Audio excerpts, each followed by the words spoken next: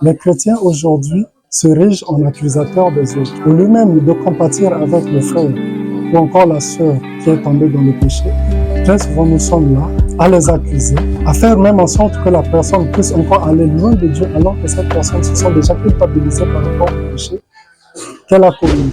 Alors,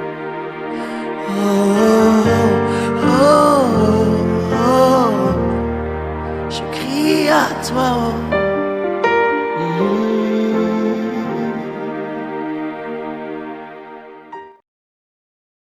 donc, chers frères et sœurs bien-aimés dans le Christ, je suis le frère Sidney Tonine de l'Oedic. Et aujourd'hui, je voudrais vous parler de la parole de Dieu qui est tirée dans le livre de Jacques, chapitre 2, versets 8 à 13. Et dans cette parole, nous l'avons intitulée « Quel jugement portons-nous sur nos frères et sœurs lorsque ceux-ci ou encore celles-ci pêchent ?»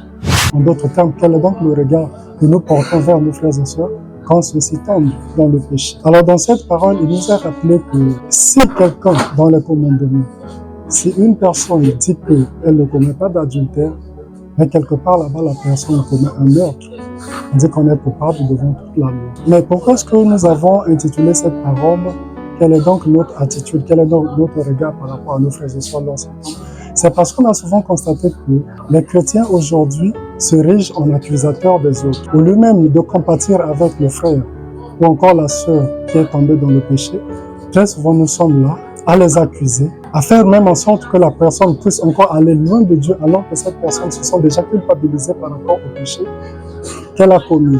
Alors ce n'est pas donc le point ici pour nous de pouvoir encourager le péché, mais c'est juste notre attitude. Quelle est l'attitude qu'un chrétien, quelle est l'attitude qu'un serviteur de Dieu, quelle est l'attitude qu'un enfant de Dieu doit manifester envers un frère ou encore une sœur qui est tombé dans le péché afin de le ramener à Christ. Alors il est dit dans le livre de Jean 8, versets 3 à 11, là-bas il nous est raconté donc une histoire d'une dame qui a été surprise en adultère et que les gens, les pharisiens, ont amené devant Jésus pour pouvoir l'accuser. Certainement, ça va nous étonner. La réaction de Jésus était quoi? Parmi vous, là, si quelqu'un parmi vous sait qu'il n'a jamais commis de péché, qu'il jette donc la pierre sur cette femme. Il est resté tranquille.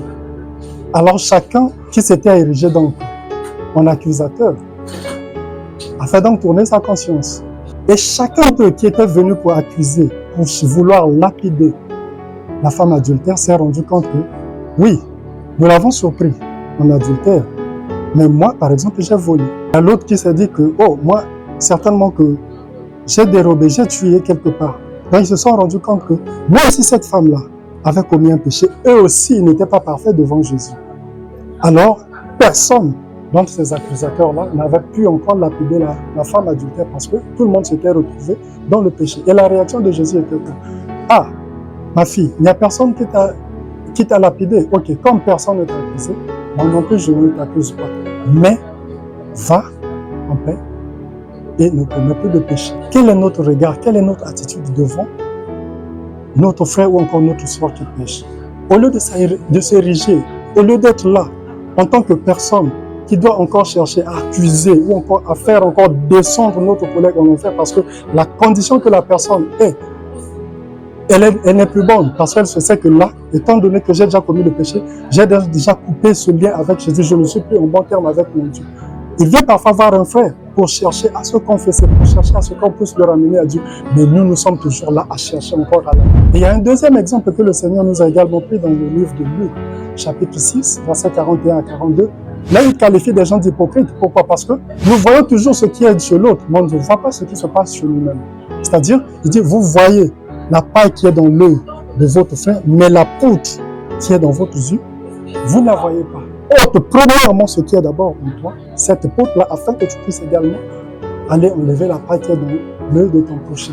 Donc c'est pour dire que quelque part, nous tous, nous commettons des péchés, mais ce n'est pas ici, je le répète, ce n'est pas ici l'occasion d'encourager encore de cautionner le péché, mais c'est la manière de faire en sorte que nous puissions ramener une personne qui est tombée dans le péché à Christ.